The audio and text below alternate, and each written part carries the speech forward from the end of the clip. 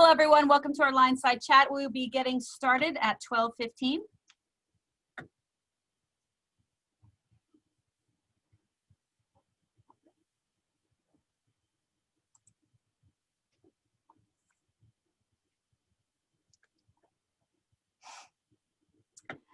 Hello, everyone, and welcome to our LionSide Chat. This is part of our We Are FYS series, and today we are advised. I am welcoming you all to the LionSide Chat series, and we're excited to have you. Please take a moment to check your listening and making sure that everything is okay. Please know that we will not be utilizing the number 1 for the raise hand today, but we will be using the Ask a Question Q&A feature. Additionally, we will be disabling our chat, and at the end of our session, we will be facilitating a Q&A with our presenter. Our presenter today is Mr. Michael Stella. Michael is from our advising center here at Penn State Berks, and he is a wealth of knowledge about advising and other things. And Michael, if you have ever been in Michael's office, you will know that he does have a slight Star Wars thing going on. So we appreciate that. And Michael, I know you're going to be sharing tons of really important information that is timely for all of our students, especially our first-year students today. So without any further ado, I will stop my share and I will allow you to share your screen and we can get started. Fantastic. All right.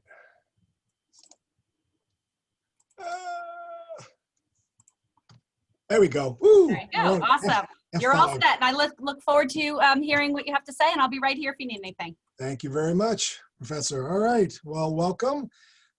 Glad you all could attend. I guess you had nothing better to do today, but you chose to come here, and I'll try to make this entertaining as well as informative. So, this is University One / academic advising. So I'm just going to kind of get started right now. So going to start off with grade point average. Most students know what a grade point average is, a GPA. However, when I ask students, well, how does that number get calculated, or how do you think it gets calculated? This is where it gets a little interesting. So I found that if I kind of explain literally the math, and don't worry, I've actually done the math, so you don't actually have to do math during this presentation, to actually show you exactly how does a GPA work. So there's 2 types of GPAs actually. There's a semester GPA and there is a cumulative GPA. So a semester GPA is obviously for the semester which you're currently enrolled in. The cumulative GPA is accumulation of all of your semester GPAs that you've been here at Penn State. Now, since this is your first semester, this will be the one time your semester GPA and your cumulative GPA are going to be exactly the same number. Starting in the spring, that number should depart from the semesters. So the way GPAs are calculated is that every letter grade you earn is worth so many points. A are worth 4 points, B's are worth 3, C's are worth 2, D's are worth 1, and F is the big goose egg, 0 points. Now, obviously, there are A minuses and B pluses and C pluses, so, and those are a fraction of those points, but to make the math simple, I'm gonna stick to just whole letter grades. So, on the screen now, I have a typical first semester schedule of English, math, environmental science, US history, intro psych, and a first year seminar. In fact, some of you may be taking these same classes right now.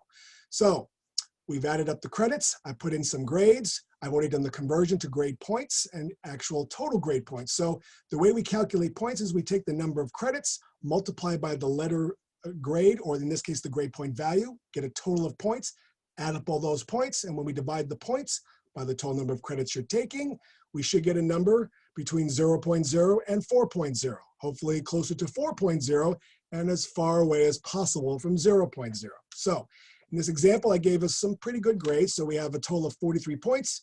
When we divide by 16 credits, we get a number of 2.68, which is just under a B minus average, which is a 2.77. So overall, this is not a bad start for a first semester student coming to college. Now, what happens if we don't get these grades? So for example, let's say BioSci 3 environmental science didn't go out quite the way we wanted to. So we end up getting a D in that course. Okay, D's are worth 1 point. We then do the conversion. We're now down to 34 total grade points. When we divide 16 credits by 34 points, our GPA drops to 2.12. So that 1 D takes us from just under a B minus average to just above a C average. So we've gone down 2/3 of a letter grade. That's just with 1 D. What happens if we really didn't like another course this semester? So example, let's say history didn't really go as well as we had hoped. So now we've got 2 Ds. So I've now redone the math. So we have only 28 points. Again, we divide by 16, and now we have a 1.75. 1.75 is now academic warning. I'm going to talk a little bit about academic warning in just a few moments. So this is not where we need to be as far as the university is concerned. The university expects a minimum of a 2.0 GPA. 1.75 isn't quite there. All right, let me show you one more example. What if we really didn't like psychology very much? We just out and out just did poorly, which I don't personally understand since I was a psychology major, but that's just me. So again, I've recalculated the grade points. Now, students will sometimes ask, well, wait a minute. If I failed psychology, why doesn't the total number of credits change? So in other words, why doesn't these 16 credits drop down to 13? Because you still completed the course. In other words, you were still with it the entire semester, you just didn't pass it. So in other words, we are still dividing by 16 credits, but now we've only got 22 points, and now our GPA is a 1.37. So again, definitely academic warning, definitely not where we want to be. So again, the point in showing you this is that it doesn't take much to F this up, which is why we don't want you to get off to a poor start, particularly in your first semester of college. We want you to get off to a good start or the best possible start. All right, I mentioned academic warning. Academic warning is one of 4 different academic standings a student can have at Penn State. So the first standing is good standing. Good standing is essentially a student who has got a good cumulative GPA of a minimum of a 2.0 or better. Again, preferably the better. At the end of each semester of enrollment, when a student is in good standing, as long as their cumulative GPA is a 2.0 or better, they continue to remain in good standing. But if for some reason their GPA is less than a 2.0, as in the last 2 examples I showed you a few moments ago, then their status changes to academic warning. Academic warning means your GPA is not where it needs to be. You're essentially not doing the level of academic work that Penn State's expecting at the minimum of a 2.0 average, which again is a C average. So students in academic warning, you get a warning hold placed on your account. This account is essentially an attention getter. It says, your GPA is not where it needs to be. You need to do something different this coming spring semester in order to get yourself out of academic warning. To get rid of this particular hold, you'll need to meet with Ms. Sue Costa, who is an academic recovery specialist. She's also an advisor here in the DUS office at Berks. So you'll be meeting with her over the course of the spring semester to develop an action plan and to help get your GPA out of where it is and back into at least good standing, which is a minimum of a 2.0. So at the end of each semester, while enrolled in academic warning, the university will check to see how did you do at the end of that semester. If your semester GPA is below a 2.0, but if your cumulative GPA is less than a 2.0, but your semester is a 2.0 or better, then you get to return to Penn State back in academic warning because you are showing progress. So in other words, if you got off to a really bad start in the fall and it's not possible to bring up your GPA up to the minimum 2.0 cumulative wise, but your semester shows a 2.0 or better, you are showing improvement, which means the university wants to encourage you to keep going. However, if both your cumulative and your semester GPAs are below a 2.0, that's when your warning status will change to academic suspension. So students who have been academically suspended are suspended for 2 consecutive semesters. So summer sessions are considered 1 semester. So for example, students starting in the fall gets put on warning in spring of 2021. That means the earliest you could return to Penn State would be spring of 2022. So you would be out of Penn State for the remainder of the 2021 calendar year. So to come back to Penn State, you would have to apply for re-enrollment, and if approved, you'd be placed back into academic warning, but you'd be in academic warning 2 status. This is just Penn State's way of tracking who was in warning when they first were here and who's coming back from suspension for the first time. Student, you will need a letter of support from either your college of enrollment, or if you're in a major or in DUS, you'll also need support from Ms. Costa. So that means it's not as simple as just come on down, but if you've made a good attempts when you were last here, the support will probably come without much trouble. At Penn State, you can be suspended only once. So that means after that, you're back in warning, and you're under the same warning rules as before. Again, looking to get your cumulative GPA up to a 2.0, and if you can't do that, at least get your semester GPA to a 2.0. Okay, well, what if, after I come back in academic warning 2 status, if my cum and my semester GPAs are both below a 2.0? You said I can only be suspended once, so what happens at that point? Well, then your status changes to academic dismissal. Academic dismissal means a student cannot register for Penn State for 4 calendar years. So that means you go away for a while. I like to call it an extended sabbatical, but it's basically more than just a 9-month period of time. You can return after 4 calendar years, but then you must apply for academic renewal along with the re-enrollment. What academic renewal does is it expunges your previous record, and therefore it allows you to start over new. So in other words, you don't come back with the GPA you had when you got suspended or dismissed, but you don't start off with a 4.0 either. You start off blank, kind of like what your semester GPA is now. It's blank. So first year students think, well, I have a 0 GPA right now. Actually, you have a blank GPA. It hasn't been established yet, which is why I spent some time talking about grade point averages so that you understand how important it is to get off to such a good start. As far as getting off to a good start, if you need to make adjustments to your fall schedule, there are a couple of important deadlines that are actually coming up that might help with this if you should need them. The first one is the late drop deadline, which is Friday, November 13th at 11:59 p.m. Yes, it is Friday the 13th, so hopefully it won't be that horrific. Late dropping, the way I explain, is that if you're doing really poorly in one of your classes and your other 4 classes are doing pretty well, but you're afraid of this one class is going to hurt your GPA, you may want to consider late dropping it before the deadline so that that one bad grade doesn't drag down your GPA and impact the rest of your semester classes.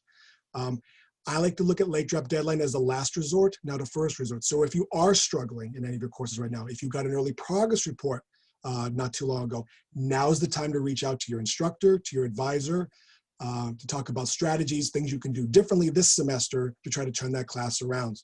But if you're not able to turn around, then you do have until, in this case, Friday, November 13th at 11:59 p.m. to late drop the course. The late drop deadline is always the end of the 12th week of the semester.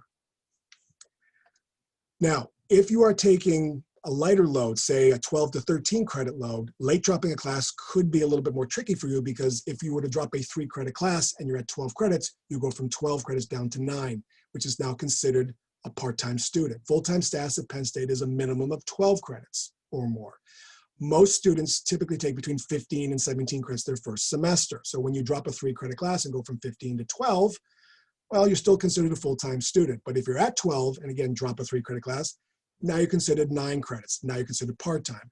And being a part-time student can impact things like your financial aid, assuming, of course, that you have financial aids. Most students coming to Berks do, but some don't.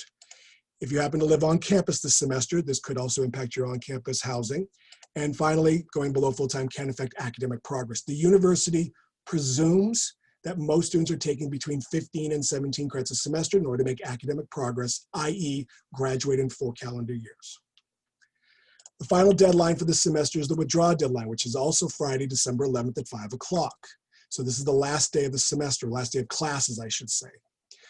Withdrawing means pulling out of everything. So this would be if you got off to a really, really bad start here and things just didn't click, but you were afraid to have a bunch of D's and F's, and therefore coming back in the spring definitely puts you in academic warning. It also puts you in a very deep hole, but if you wanted to avoid all that, you could consider withdrawing from the university.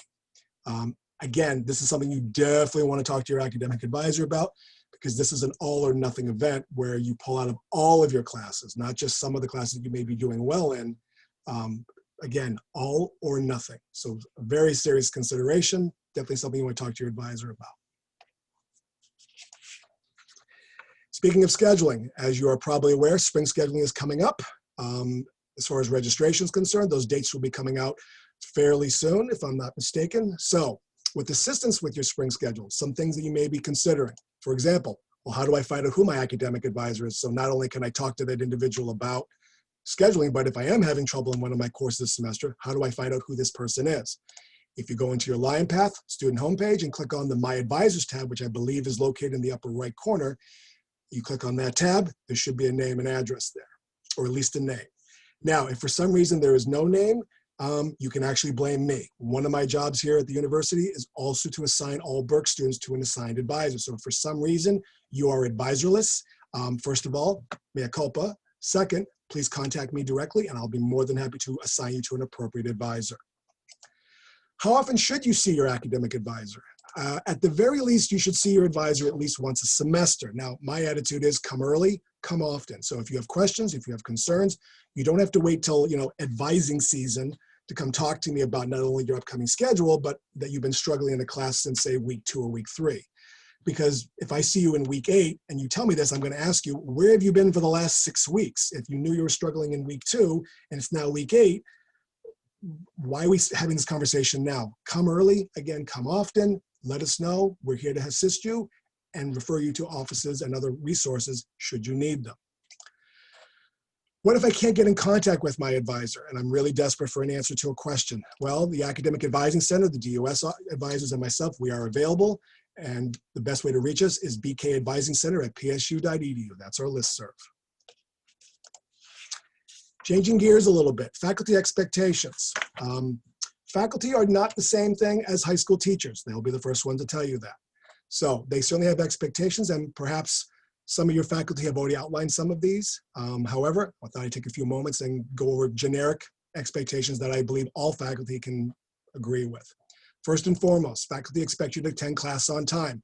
Whether that is in the real world or whether that's virtually, they expect you to be there on time.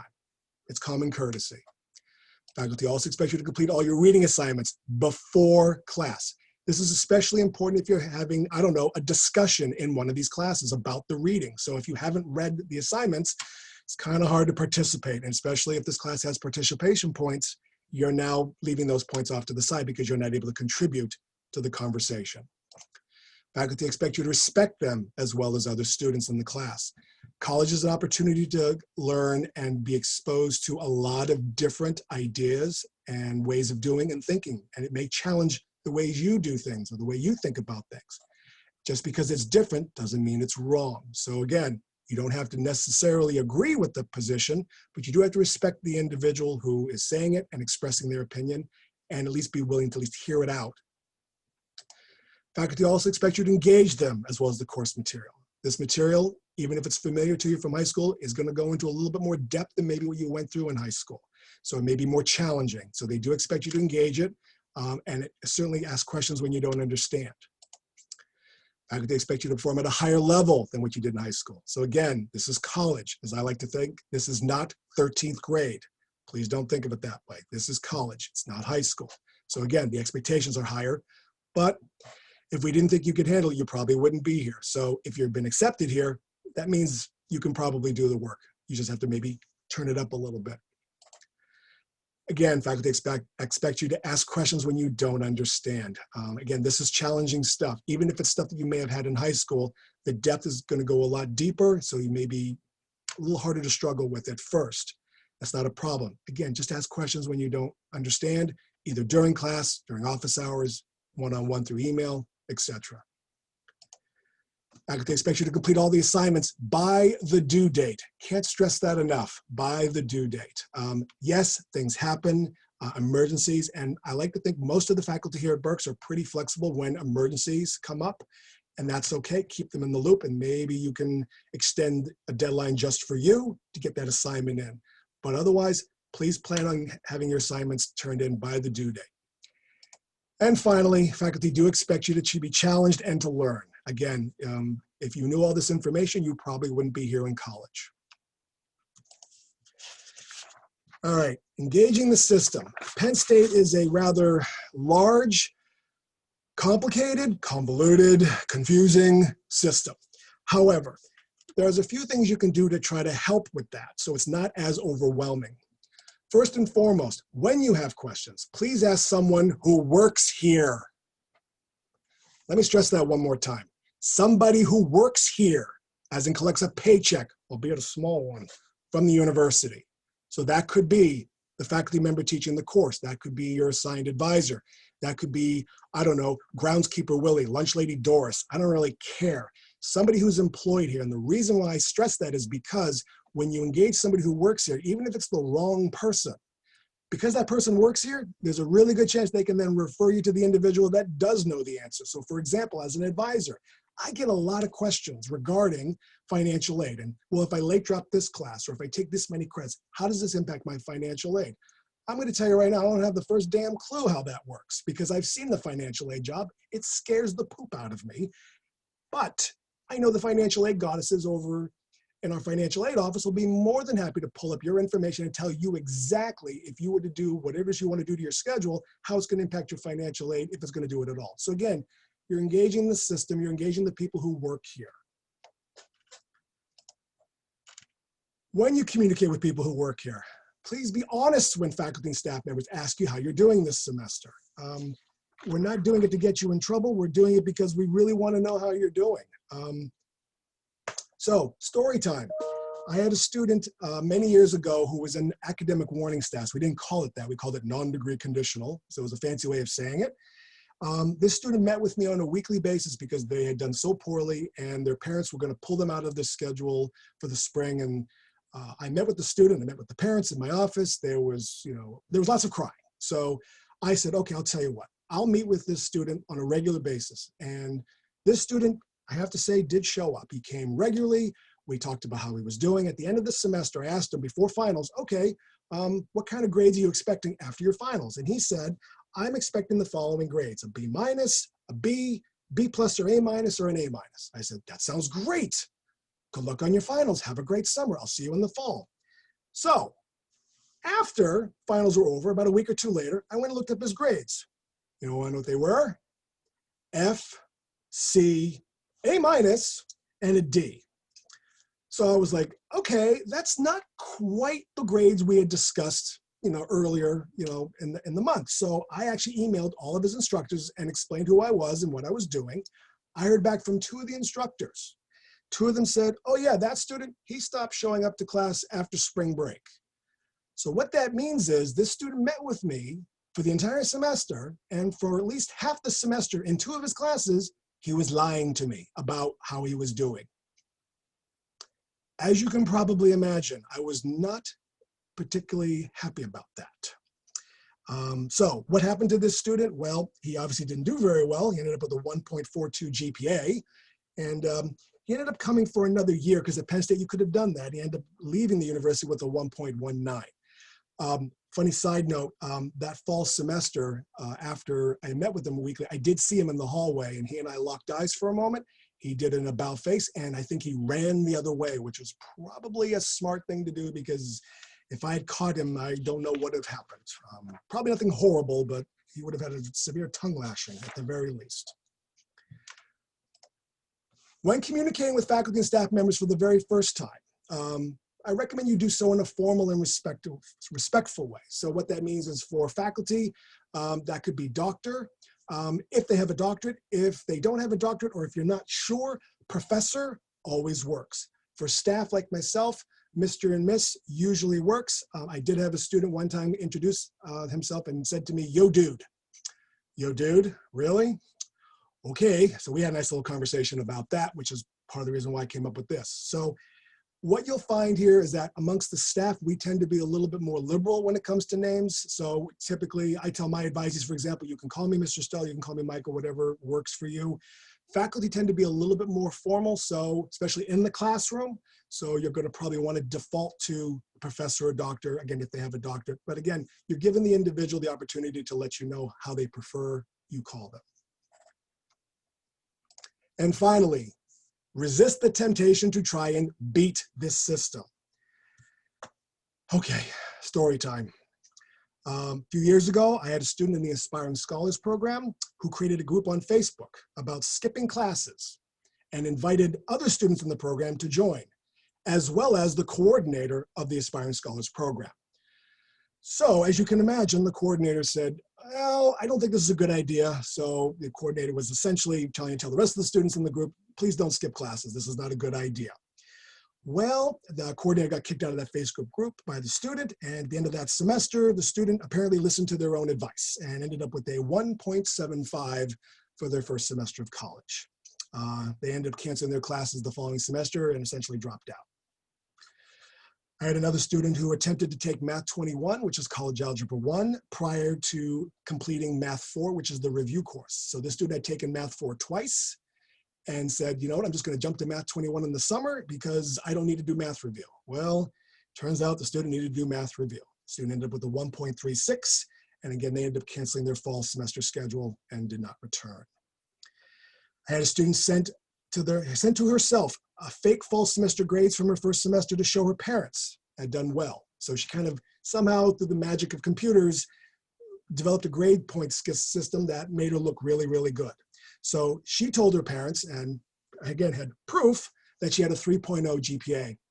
Her actual GPA was actually a 0.62, which is like a 3.0, but dramatically less. So this student ended up, again, not coming back in this semester. And I wonder actually if her parents just didn't, take her out somewhere and maybe bury her in the deep woods or somewhere not to be found. If that had been my child, I might've been severely tempted to do that. So last little story, I had a student who created another, through the magic of computers, created a fall semester schedule and spring grades, even though the student had not attended the previous year. So this student had not attended Penn State, but had created a spring grade system and a fake fall schedule to show his parents. That student ended up with a 0.36 GPA and again, did not register for classes. Okay, what's my point in telling you these stories? My point is very simple. College must be the most important #1 priority in your life right now. It has to be. If you have other things that are more important than this, such as family issues, health issues, things that are going to be a distraction for you, that are preventing you from giving college your fullest attention possible, then my typical recommendation is you may want to consider taking some time off from college, handle whatever it is you need to handle, return to the university when you're able to give it your fullest attention. By not doing it this way, you essentially waste your time. And if I had to guess, you probably waste somebody else's money who's paying for this, whether that's your parents or financial aid. And for some of you who work a lot, you're probably wasting your own money as well. Story time. So I had a student who basically, came back in the spring semester after one of his parents had passed away at the end of the fall semester. I remember speaking with this student saying, are you sure you want to come back? You just experienced the death of a family member. It's fairly traumatic. Do you want to take some time off to process? No, I really want to come back. I want to do this. I'm ready. I want to move on. Well, the student did come back. Unfortunately, he ended up withdrawing. So he ended up not finishing the semester. Now, his semester GPA was a 2.0, so that means he was able to come back later. And he did return 2 years later. Unfortunately, I don't think he completely recovered from his experience. He ended up with a 0.63 at the end of that experience. Had a student, again, who was in academic warning status, admitted to me after continuing to do poorly that they hadn't gone to classes for 2 academic years. So again, this is when Penn State was letting students linger before the new academic warning policy. So this student was hanging around and was able to schedule classes and pay all that money and didn't go to one thing. That student had a 0.53 GPA. Had another student who dropped to non-degree conditional test, again, the old academic warning, after not doing well for 2 years. And this is the student's quote, they didn't do well because of procrastination, bad choices, and listening to an older sibling about what classes to schedule. Now, here's the funny part. That older sibling attended a different university altogether, not even Penn State. Asked the student, did you ever meet with your assigned advisor at all while you were here? No. Asked the student, did you ever talk to faculty while you were here about how you were doing in your classes? No. Student says, I just didn't do what I was supposed to do. Student ended up with a 0.11 GPA and basically stopped attending after that. Last student story I have, second to last rather, a student came to my office in late March of a spring semester, was having trouble with an art history class. During the conversation, the student admitted, oh yeah, I haven't purchased the textbook yet. It's halfway through the semester. You haven't bought the book, you haven't read it, you don't know what you're missing. Okay. And at the end of the conversation, the student admitted to me, I thought college would be, quote, just like high school, end quote. That student again ended up getting dropped, 0.63 GPA. Now, I said that was the second to last story. Here's the very last story, and this is a positive one. A few years ago, I had a student who came to Berks, was not happy about coming to Berks, wanted to get to University Park. He was a communications major. Didn't like being here, was trying during his time here, can I go to U Park early? He was just testing the waters, just kept asking and kept telling him, no, you can't do it. He finally put his 2 years here. He finally got to University Park. In his first semester at University Park, he did poorly, got a 1.77, then he just stopped coming. He then waited on his own for about 4 or 5 years. He then reapplied to Penn State, completed the academic renewal, so it expunged the 1.77. And I am proud to say that he graduated with his communications major about 4 or 5 years ago. So it took him about 10 years when he started with us, took some time off, returned, and then finished what he started. So it can be done. So if for some reason you need to take time off or you get off to a rough start, this does not have to be the end of the world unless you want it to be. One last thing I have, and I apologize for this very poor imitation I'm about to do right now. Hard work leads to knowledge. Knowledge leads to ability. Ability leads to success. Success leads to graduation. May the grades be with you. And that's all I got to say about that. All right, I have to applaud your imitation there. That is the worst Yoda imitation ever. I mean, but I'm so proud of it. I couldn't just read it like a normal person. I had to impersonate a person doing a puppet voice. So yeah. Well, I so appreciate that, and I do see that there are questions popping into our Q&A pod as we speak. So right. If it's okay with you, Mr. Stella, I'm going to go ahead and feed them to you. You ready? Let's do this. What's the worst that could possibly happen? I don't know at this point. So one of our anonymous attendees asked this question. What is the approximate average GPA among Penn State students? Well, it ranges if you're talking about just overall students. I mean, there's some students that do very, very well in their first semester. Some get off to a decent start and improve. Some get off to a lousy start, but then show improvement. So it does range. I don't have an actual number of like, in general, like what is the Berks average of all our students here? That's actually a really good question. Mm-hmm. I don't know if that information actually exists, but it wouldn't be a bad thing to know just on average, how does a first-year student do here at Berks? I'm wondering, that is a great question, obviously, is what I'm trying to say in English. That is a great question. That's all right. I appreciate that. A number of our comments here is, well, someone did say, who the heck is that? Followed by a couple of yay Yodas. So I think that most people got you, and I appreciate that as well. So students, are there any other questions that you have, especially our new students that are out in the audience today listening? Do you have questions about the advising process, about what happens next? You know, I also know, and maybe this is putting Mr. Stella on the spot, but the university did just announce this morning a little bit of a change to our spring schedule that we're all probably just trying to wrap our brains around. I don't think it's a huge change, but there is a bit of a change. So any questions out there that you want to put into the Q&A pod for me? It is a little different. Like we're starting to, with the registration process is starting a little later than we would normally like. And that's because the schedule took a little later to get developed. Our registrar is working really hard on this. So it's not because we're sitting here, you know, eating bonbons and enjoying the day. It's putting a schedule together. Ask any faculty member, they'll tell you it's a daunting process. It's not as simple as just, well, here's what I want to teach. So most students will be scheduling over the course of the month of November. First-year students in particular, you're going to end up scheduling later in that process because, as you can imagine, we have our priority registration first, followed by seniors, then juniors, then sophomores, then first years. So yes, first years, you're at the bottom of the barrel. For now, you will eventually move up in the ranking as long as you're successful. So you just have to be patient with the process. Everyone goes through this, so trust me, it's going to be perfectly fine. No, I appreciate that. And then one of the questions that has just come in is they're asking what the change was. So do you want to take that in terms of our time frame, or do you want me to go from my memory from the article? My understanding is that the time frame is that the semester is starting later. It's a week later than originally posted. And unfortunately, this is going to be the sad panda, no spring break. So, which is going to be I'm thinking kind of interesting what that's going to be like, because I mean, the spring in particular, because the break is literally in the middle, unlike in the fall when we've got fall break, which is around Thanksgiving, which is after 12 weeks. So spring break is going to be 15 weeks of classroomy and educational fun. So please note the sarcasm. I mean, I get why they're doing it.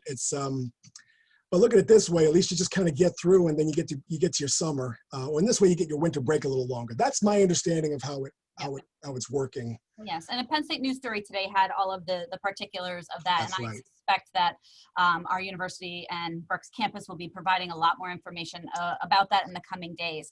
That's So right. another question for you, Mr. Stella. Mm-hmm. When are our finals for the fall semester going to be finalized? And I can answer that a little bit from my perspective. I was going to say, as a faculty member, I think you would know that, because as an advisor, I don't work with finals. So that's not something I'm... Yes. So for the answer to that question, I would expect that you will start seeing your finals finalized within the coming week to 10 days. I did see an email from our registrar this morning to faculty about the final schedule. And I know that with all of the juggling that our wonderful registrars at the university and our specific ones at our campus are doing, that is something that they are just getting to, and that will be done and out shortly. So keep your eyes peeled for that in your Lion Path. Yeah. So great question. Another question that came in, what is the process if a student wishes to withdraw from the university altogether? Okay. This is just me talking. Before you do that, please have a conversation with your advisor, because it is I would think, a rather serious decision to make. But as far as the actual process is concerned, starting, I think, this semester, students, you can actually go to the registrar's homepage, registrar.psu.edu, and withdraw electronically. So now there's an electronic form that can be completed. Last year, if there's any folks who have been here a little longer, the process was complete a form and then, submit it either fax or through email. Who faxes anything anymore? Nobody does that. It tells you how old I am. Get it to the registrar's office at University Park by 5 o'clock. So now they've taken that more laborious process and simplified it to an actual online form that can be completed and submitted. So again, the deadline is 5 o'clock on that Friday, December the 11th, I think is what it was. I'm trying to remember my own PowerPoint now. I think so. So, but again, to the student, I would strongly encourage you to talk with your advisor. And again, if your advisor is not available or getting back to you, then certainly you're welcome to reach out to me and probably any of my peers. Again, I work with 4 other academic advisors here in the Advising Center. I am the only male. Yes, that was supposed to generate some sympathy. I don't think it did, but I'm throwing it out anyway. But any of us will be happy to talk to you about that. And then if necessary, or if you really believe, withdrawing now is the best decision, you certainly don't have to wait until Friday, December 11th to do it. We can then direct you to that online form. But I would encourage you to talk to an advisor. And if you have financial aid, talking to financial aid as well, because there could be ramifications. So it's not as simple as, I just fill out the form and go away. Well, I mean, on the one hand, it is that simple, but there may be costs there that you may not have thought about. So I'm always a fan of, let's get as much information as we can about this before we make a decision. So, and that's part of my job. My job is to give you information. Your job is to make a decision. That's how it's supposed to work. And speaking of decisions, here's another interesting question that was asked. As you previously said, there is still a chance to drop classes due to low grades. What do you mean by low grades? Well, I certainly put F in that category. That's pretty low. Ds are probably not, could be there as well. I guess it also depends on how you're doing in your other classes. So if, the example I give is like if you're taking 5 3-credit classes and 4 of them are A's and B's and one of them is an F, and you've talked to the instructor, you've engaged Learning Center, you've done everything you can, but this one class, this one F is just not going anywhere. It's like, this is just not good. That's an example you may want to consider late dropping the 1F and keep the other 4 grades, because those A's and B's are going to give you a really good GPA. So it's a way of saying, look, I'm going to salvage, 80% of my classes for the semester, 80% of my 3-credit classes. Obviously, the 1-credit seminar, you all should be passing that. In fact, as a PSA, if you get anything less than an A in your PSU 5, I will laugh at you, because there is no reason why students should get less than an A in their first year seminar. The class that's meant to help you is not meant to, be as strenuous as, say, some of your other classes. So, I mean, that's an example, that's a typical example of late drop. I'm doing well in 4, but I got this one class that's just, it's just not clicking for me. There's an example you may want to late drop. But if you've got, say, flip that, 4 Ds and Fs and 1 A, okay, that's an entirely different situation. Again, that may be something closer to a draw, possibly. Again, this is a conversation you want to have with an advisor and other appropriate folks before you make that decision. Because once you late drop and once you withdraw, you can't go back and undo that. That's a one-way trail. Yeah, and I appreciate that. And speaking of advisors, the question is, are we supposed to meet with our advisor again, like we did before fall semester, to schedule our classes, or are we doing it on our own? And I am assuming that what this student is asking is over NSO, all students met through Zoom with an advisor like yourself and myself. Correct. Right. So yeah, there's more advisors than just a handful that were working over the summer. So as I mentioned, all of you should have an assigned advisor in LionPath. If you click on the My Advisors tab, and that should give you at least the name. I want to say it also gives the email as well, but I don't have access to the student page, so I don't know exactly what it looks like off the tip of my head. So you should, in theory, reach out to that individual first, whoever you are assigned to. But again, if you're having trouble with that individual, or if you're just not clicking, or that person doesn't respond to you, then that's something you want to contact me directly, because I'm the one who assigns everybody to an advisor. And if possible, I'll be more than happy to reassign you to another appropriate advisor who hopefully you can connect with and discuss how things are going this semester, but also come up with an appropriate schedule for the spring semester. And that's a great segue into our next question, which I'm not even sure you have to answer. It is, if our advisor's advice isn't very helpful, can we go to another advisor for a second opinion?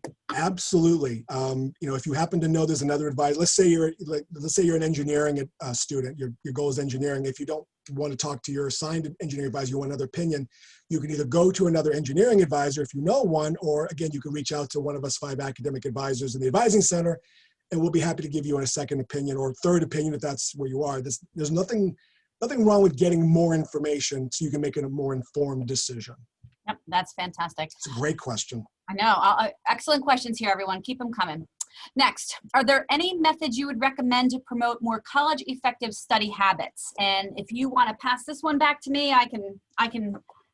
Oh, you know what? I think I don't have a chip here. I think I'm gonna cash that in, because as a faculty member, that may be something more up your alley than mine. Yeah, so I appreciate that. And for that question, I did, recall from earlier in Mr. Stella's session, he did provide some tips for things that all of us would recommend to make yourself better in the classroom. But I do recommend that you speak to your professors, you talk with your faculty members about specifically in their class how you can be more successful there.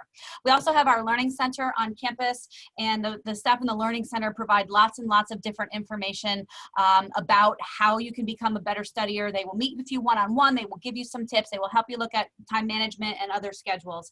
In addition, if you go through our LionSide Chat website, which you see the link for that here in our slide, a number of our past sessions from the LionSide Chats cover some study skills and that kind of stuff. So I would recommend taking a look at some of those as well. A little PSA for the LionSide Chats. Mr. Stella, if someone would want to transfer schools from the fall semester to another school for the spring, what does that process look like? Well, it depends on it depends on what school you want to go to. I'm assuming the question is, I want to leave Penn State. That would be my assumption also. Okay. It was not clarified. Okay, that's okay.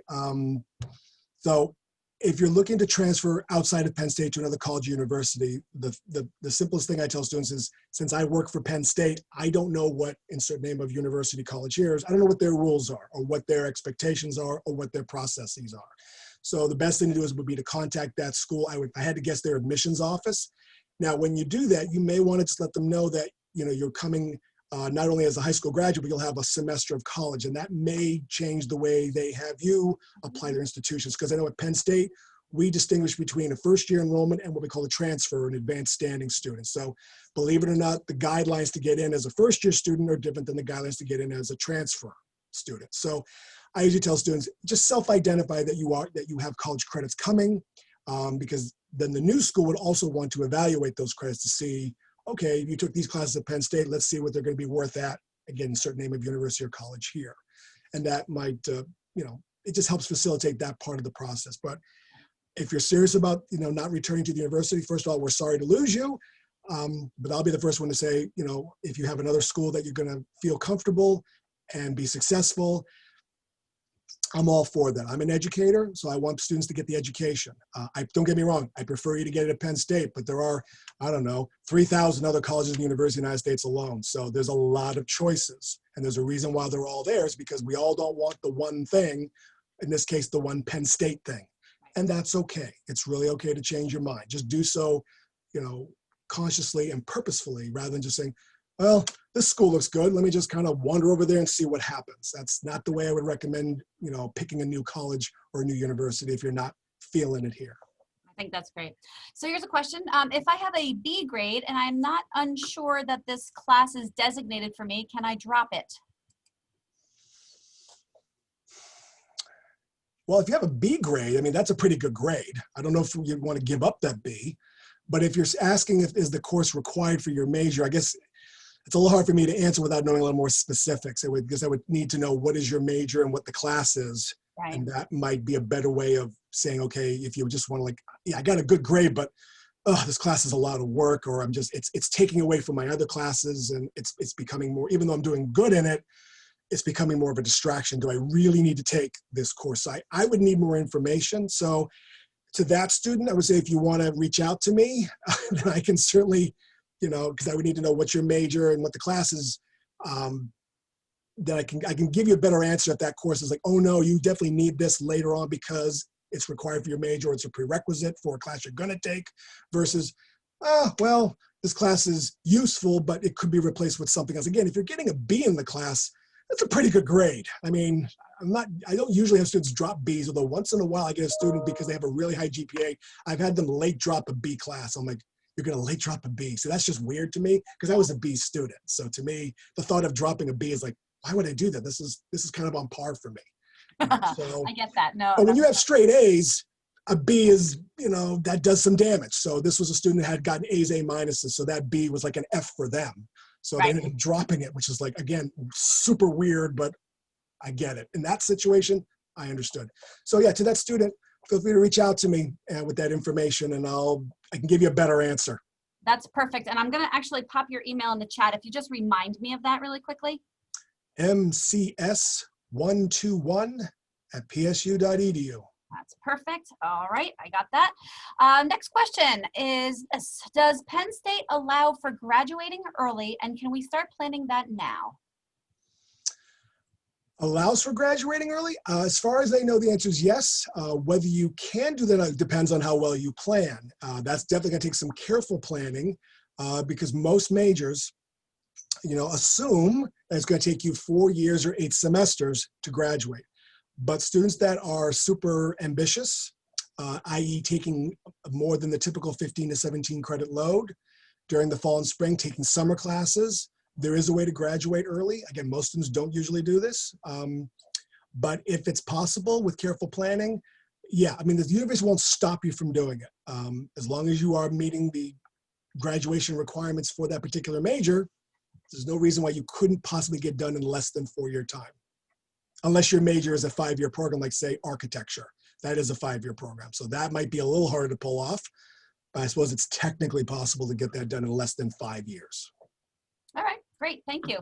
The next question is again about the spring semester, and is what is different about the spring semester? And I'm actually gonna pop the news link, the website for the news site into the chat there also. Okay. We talked a few minutes ago that our spring semester typically starts a week earlier than it's going to be this coming spring. I believe we're starting on Tuesday, the 19th. Yeah, that sounds about right. I saw Martin Luther King Day is Monday, the 18th, and that would be roughly a week later than we would typically start in the spring semester. And we will not have a spring break, unfortunately. For those of us that love spring break, we will not have a spring break for the spring semester here in 2021 at Penn State. And we will be wrapping up classes. I think the news site, I cannot get my websites to load on my phone here as I'm dealing with all the other tech in front of me, but I think that the end of classes would be about April 30th is what I'm trying to remember from earlier today. That's So those about will right. be the differences. Yeah, that's about, yeah. I mean, the fact that we're starting a week later means your winter break is longer, but then you give up a spring break. So yeah, April 30th or early May is when classes usually end, and Yeah, then finals. Yep, running through April 30th. Okay. Final exams will take place in person or remotely, depending on the mode of the course, May 3rd through 7th. So I am reading that directly from the news article. Right. And that date is about right. Yeah, So again, mm-hmm.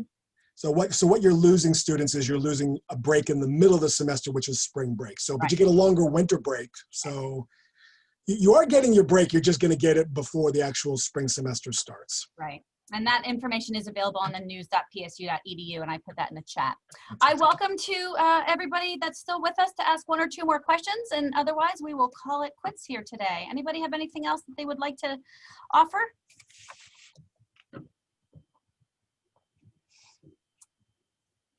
Give it that 7 seconds here, Mr. Stella. 7 seconds. That seems like 5 seconds too long, but this is your show, Professor. So I'm it's my show. I appreciate that. You can pretty much do what you want, because how am I going to stop you? I mean, I appreciate that. Well, it doesn't appear that we have any more. Oh, wait, just I was ready to wrap. It's the question is, at which date exactly will the winter break start? Oh my gosh.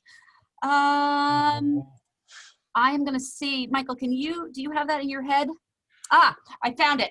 Did you? No, I don't have it in my head, so good thing you found it. Yes, I believe the last date of classes for our fall semester is December 11th, and then finals will conclude, they will run from December 14th through the 18th, and this is according to my calendar on my phone, so hopefully that is accurate. But that stuff is available on our registrar's homepage. That sounds about right, because the withdrawal deadline is always the last day of the semester, so that's Friday, December 11th, and then finals are right afterwards. So depending on how soon I mean, if you only have, say, one final that's on Monday, then your winter break starts earlier, unless you just want to come back the rest of that week of finals and take more finals for no good reason, which you're welcome to do, but that seems awfully foolish and silly.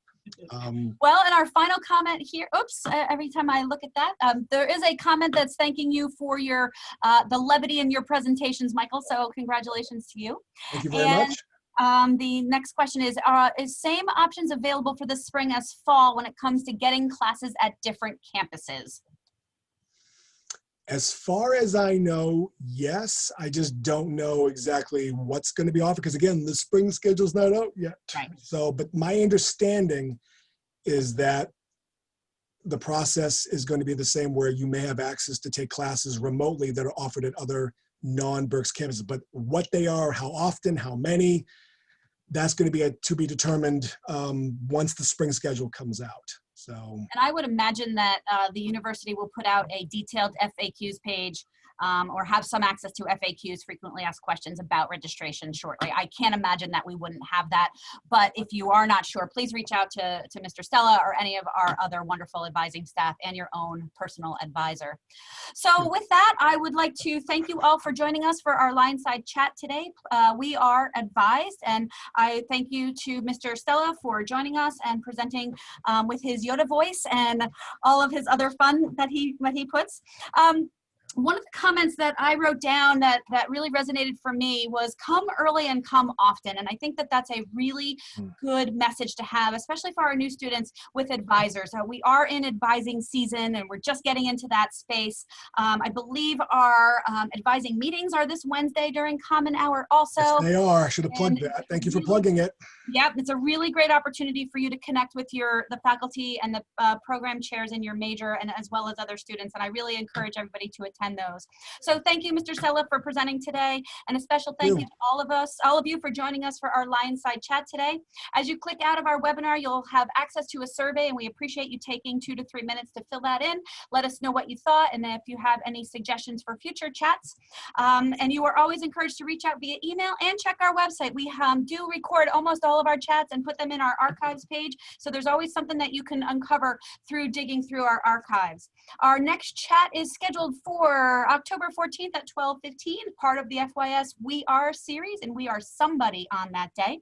But be sure to come back and join us for more as faculty, staff, and students from Penn State Berks share their experiences. Stay safe, Berks and beyond, and signing off until next time, this has been Penn State Berks LionSide Chats. Thank you all. Thank you, Michael. Thank you very much, Professor. Thank you all for attending.